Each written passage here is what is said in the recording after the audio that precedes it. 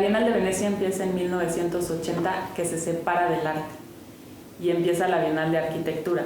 Tiene trascendencia en el mundo de la arquitectura por su difusión, no tanto por lo que se puede mostrar ahí. Y es muy difícil hablar o llevar a la arquitectura literal, como que la arquitectura física se vive uno a uno y se recorre y es una experiencia humana. Entonces este foro realmente lo que evoca o lo que invita es hacer preguntas de representación. Es un sitio donde se van a confrontar o amalgamar distintas versiones de un tema, en este caso el espacio libre. Este año las directoras son Grafton Architect, que es Yvonne Farrell y Shelley McNamara, y ellas dos como directoras y arquitectas principales de su oficina plantearon un concepto que se llama Free Space. El tema de esta Bienal del 18 está como muy fácil de entender por nosotros. Antes de la colonia, o sea, toda la época precolombina, todo se hacía al aire libre, en espacios no planeados.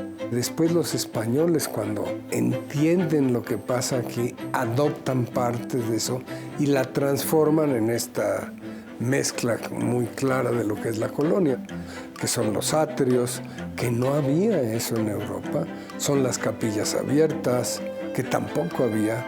Y el Free Space para ellas es todo aquello que más allá del programa, de la escala, del contexto.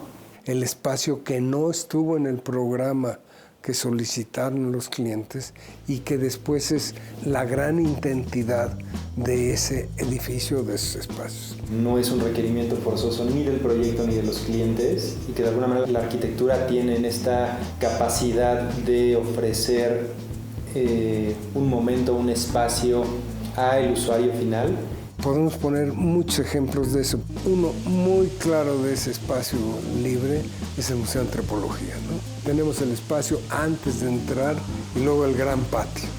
Entonces, es un espacio que en el programa no estaba, en el programa que habían tantas salas para tantas cosas.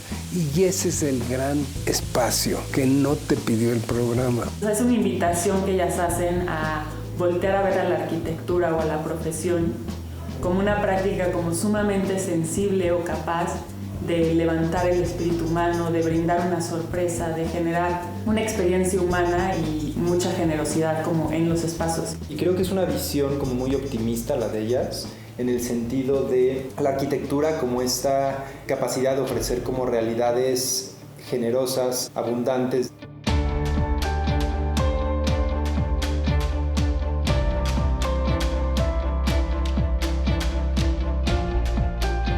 La convocatoria que hicieron tuvo una respuesta muy buena, de la cual se escogieron 21 trabajos. No son de la Ciudad de México todos, que eso es algo que hay que celebrar siempre, sino hay cosas que son de Yucatán o que son del norte, son del centro, y entonces entiendes que todas estas partes de espacio abierto son más comunes en ciertas zonas del país.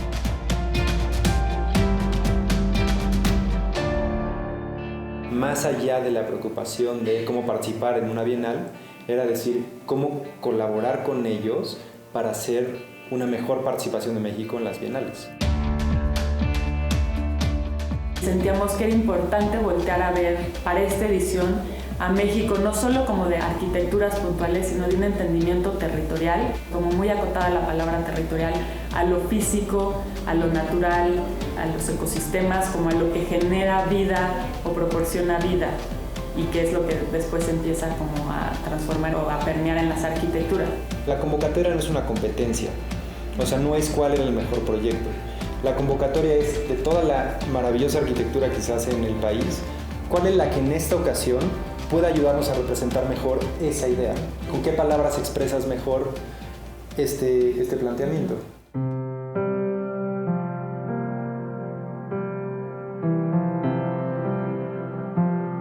El primer proyecto que entró es el Memorial Novacem en Jalisco, de la oficina ARS. A ellos les pidieron hacer unas bodegas. Y cuando ellos analizan y entienden el territorio, el contexto, la historia de estas bodegas, acababa de fallecer el fundador y entonces como que ven óptimo dar un espacio para como espiritual, para honrar a esta persona que genera toda esta empresa, ven óptimo poner un memorial.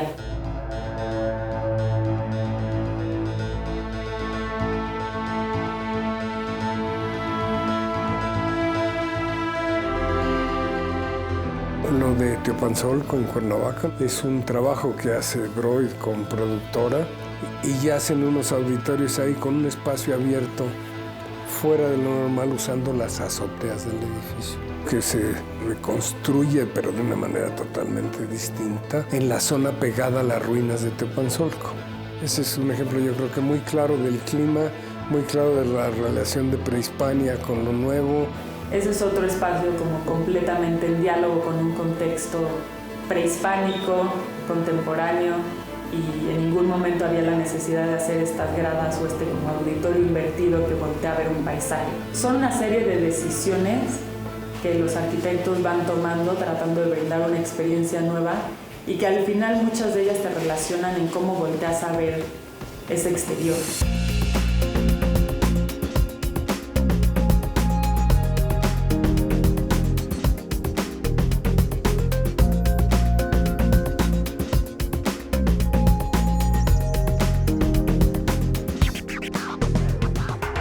Lo que es importante para México siempre es tener presencia y tratar de decir en estos eventos lo que nos es significativo en relación al tema.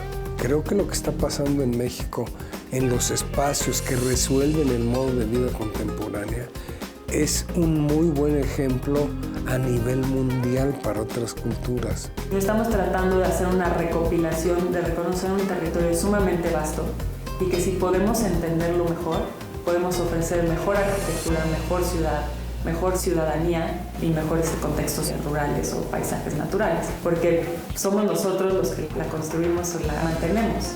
Yo creo que en este ideal, ver como en esta visión de generosidad a la arquitectura, es un momento, yo creo que como muy adecuado también como para volver a creer en ella. Y yo creo que está bien de repente dar un lente y decir qué cosas sí nos ofrece la arquitectura, cómo nos ofrece una mejor manera de vivir las ciudades, de vivir una casa.